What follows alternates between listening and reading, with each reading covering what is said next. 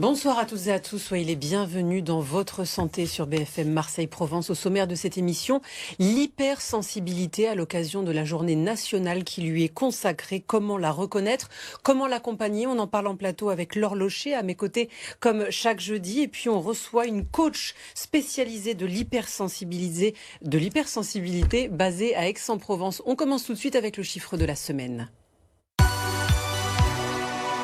Je lance. Il y a beaucoup de personnes qui sont hypersensibles, visiblement, dans les Bouches-du-Rhône, dans la région même. Le chiffre de la semaine, c'est 25%, parce que 25% des habitants de la région sud seraient hypersensibles sans le savoir. Alors, si vous entendez régulièrement « Oh là là, t'es vraiment trop sensible, arrête de t'inquiéter, tu stresses pour rien », vous faites peut-être partie de ces 1 personne sur 4 qu'on appelle hypersensible. Alors, ne courez pas chez votre médecin parce que ce n'est pas une maladie, mais c'est une singularité psychologique qui peut causer des souffrances dans la vie privée comme dans la vie professionnelle. Alors, qu'est-ce que c'est exactement l'hypersensibilité? Est-ce que c'est un fardeau ou une force? On en parle avec notre invité. Et justement, l'invité de Votre Santé, c'est parti. Bonsoir Sophie Clergue. Bonsoir. Merci d'être venue sur le plateau de BFM Marseille-Provence. Vous êtes coach pour dirigeants d'entreprise, vous habitez Aix-en-Provence et vous avez fondé le club des hypersensibles qui est maintenant devenu international mais qui a été fondé à Aix-en-Provence. Qu'est-ce que c'est exactement l'hypersensibilité ? Alors l'hypersensibilité, je remercie Laure d'avoir vraiment introduit le fait que ce n'est pas une maladie. C'est important de dire que c'est ni un trouble, ni quelque chose qui est reconnu finalement par la médecine, et c'est tant mieux parce qu'il n'y a rien de psychiatrique là derrière. C'est un ensemble de caractéristiques, et moi j'aime le résumer, parce qu'on peut vraiment digresser sur ce sujet, j'aime le résumer en disant que c'est une capacité accrue de notre système nerveux et même de notre système biologique à capter des informations de différentes formes. Et c'est les formes sensorielles, donc les 5 sens, les formes émotionnelles et intellectuelles. Donc un système de pensée qui va ressentir les pensées des autres, ou en tout cas l'état d'esprit des autres, et un système de pensée en arborescence avec une pensée qui en emmène une autre, qui en emmène une autre, qui en emmène une autre. Enfin, chacune en emmenant 2 autres, et on se retrouve assez vite sous un flot de pensées. Et quand vous êtes comme ça dans l'overthinking, ça peut être un indicateur qu'on l'est. Alors, on peut être hypersensible si on est si on capte une des informations de ces sphères-là dont je viens de parler, pas nécessairement toutes. Donc on peut être, par exemple, très sensible au bruit, ou ressentir très fort les émotions des autres, être en hyper-empathie. Et tout ça, ce sont des hypersensibles. Il y a autant d'hypersensibilité qu'il y a d'hypersensibles. Donc c'est important aussi de se rendre compte que c'est polymorphe. Mais il y a vraiment des points communs entre tous. Alors, comment réfléchit une personne hypersensible et en quoi ça peut lui causer de la souffrance ? Alors, l'hypersensibilité, comme je disais, c'est une capacité accrue à capter des informations sensorielles, émotionnelles ou intellectuelles et à les amplifier. Donc, la plupart du temps, ça pose aucun problème, en fait. C'est pour ça qu'on est 25% et que la plupart ne le savent pas et vivent très bien avec. La manière dont vous le présentez, ça ressemble plutôt à une chance. Alors, ça peut être une chance si, dès le début, on sait qu'on a ça et on sursature pas son système. Parce qu'un hypersensible, c'est un peu comme un athlète, c'est un potentiel athlète. S'il ne développe pas son potentiel, il peut se sentir un peu ennuyé dans sa vie. Un des risques, ça va être le bore-out, de s'ennuyer. Ou le burn-out, si au contraire, il va suivre ses élans de toucher à tout, de ressentir les choses fortement, etc., mais que personne ne va l'arrêter ou que lui-même ne va pas se mettre des barrières. Il va, par exemple, comme un sprinter, sprinter tout le temps sans jamais se ressourcer, et là, il va tomber dans le burn-out. Donc, ça va être la façon dont il va gérer son système, et l'environnement dans lequel il va être plongé, qui va faire que ce sera une force, un cadeau ou un fardeau. Alors, si par exemple, moi j'ai un doute et je pense être hypersensible, comment est-ce que je peux vraiment le savoir? Est-ce qu'il y a des façons de vérifier ça? Alors, justement, puisqu'on m'a posé tellement de fois cette question, on a fait un test qui a 75 questions. Donc, on voit c'est pas simplement d'être très sensible au bruit ou à la lumière ou être très émotif. C'est vraiment, ça va sur beaucoup d'autres points et paramètres.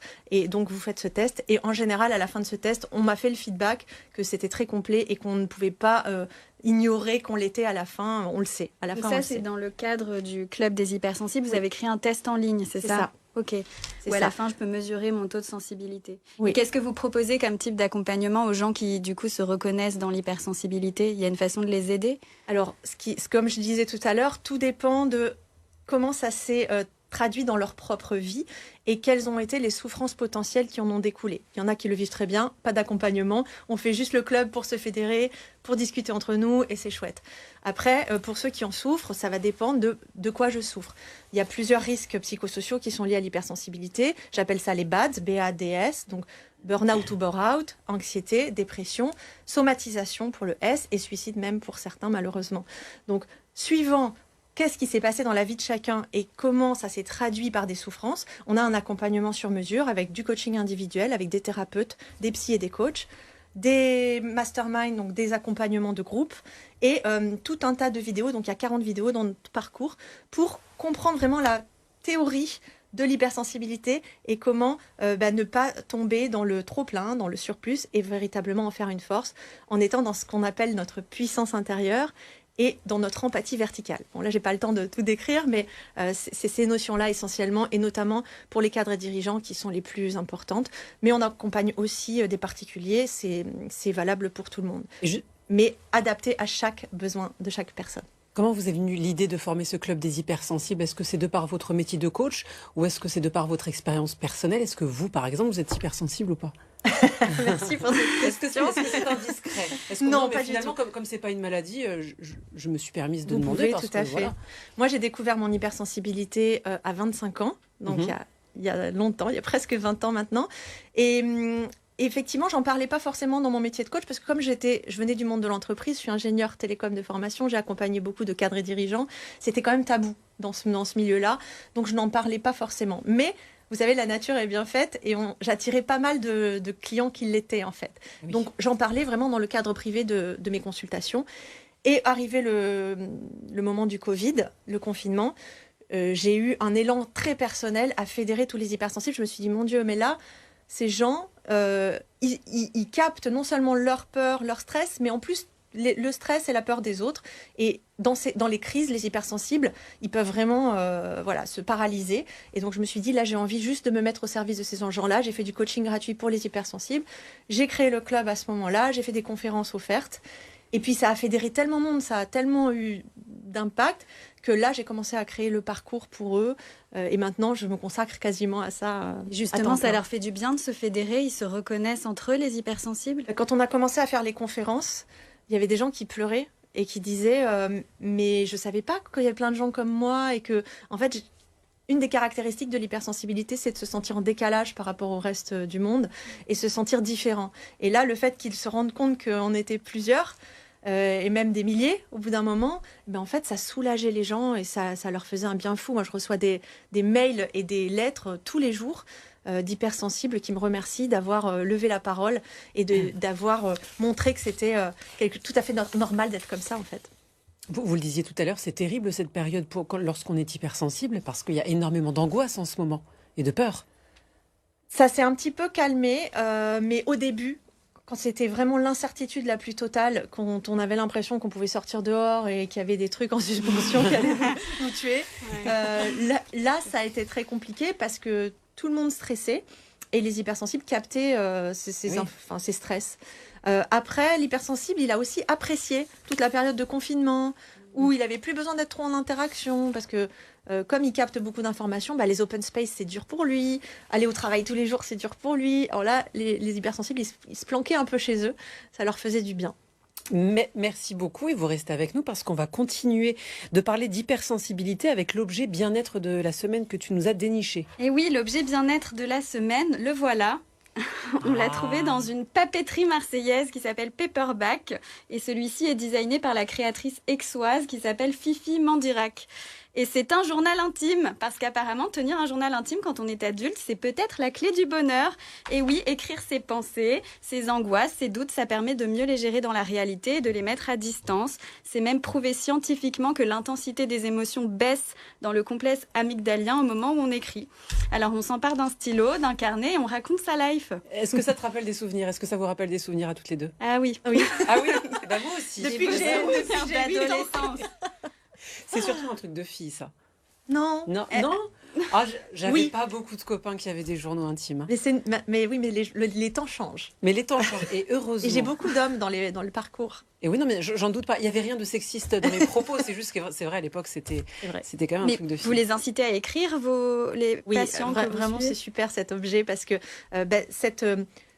ce foisonnement de pensées qu'on peut avoir, d'émotions, de sensations, eh bien en fait, une des façons pour calmer tout le système, c'est de revenir à quelque chose de très pragmatique. Qu'est-ce qui est vrai ici et maintenant ? Parce qu'il y a tout ce que je me raconte, il y a tout ce que je ressens, mais il y a juste la réalité du moment présent.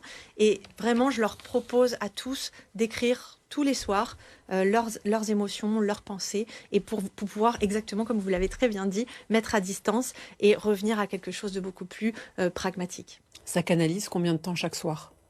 Oh, c'est 10 minutes. 5-10 minutes, pas besoin de faire plus. Non seulement ça canalise, mais ça permet aussi de développer son vocabulaire émotionnel. Parce que la plupart du temps, quand on est envahi et qu'on ne sait pas ce qu'on ressent, c'est assez angoissant. Alors que quand on commence à apprendre à mettre des mots sur ce qu'on ressent et à avoir du vocabulaire, eh bien on mature en fait son système émotionnel. Et c'est de là que, alors que l'hypersensible, c'est souvent un haut potentiel émotionnel, il va révéler ce potentiel en apprivoisant ses émotions. Et pour ça, il faut d'abord les reconnaître. Et si vous ne savez pas reconnaître vos émotions, vous regardez sur Internet Vocabulaire des émotions, ou vous regardez dans le livre génial de Marshall Rosenberg qui s'appelle Les mots sont des fenêtres ou bien ce sont des murs. Et il y a plusieurs pages de vocabulaire émotionnel. Comme ça, vous pouvez le lire et cocher les émotions qui vous correspondent. Merci beaucoup, Sophie Clerc, d'avoir été sur le plateau de Votre Santé. Merci à toi, Laure, de venir chaque jeudi. Prochaine chronique thématique Votre Santé, c'est jeudi prochain. Demain, dans Top Sortie, nous recevons Édouard Baird, qui est en représentation à Arles. Quant à nous, on se retrouve après une courte pause pour continuer de faire le tour de l'actualité. À tout de suite.